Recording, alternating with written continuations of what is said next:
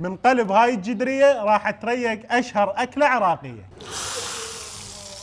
من راح تفوتون بهاي الازقه الضيقه؟ راح تضرب خشمكم ريحه دهن حر مستحيل تتخطوها.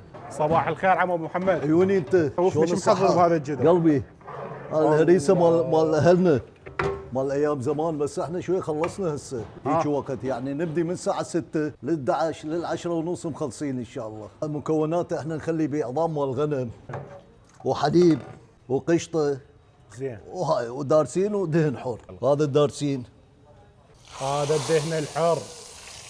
وهاي يحطون وياها قطعتين صمون، وهاي الهريسه. بسم الله.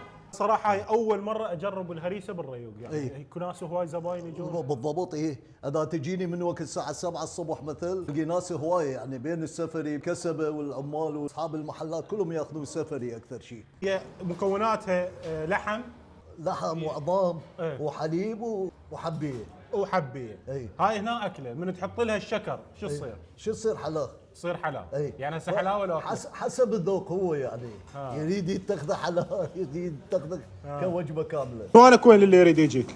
عنواني فرع المقابيل الصدريه، فرع الدهانه، قرب جامع المصلوب. قرب جامع المصلوب.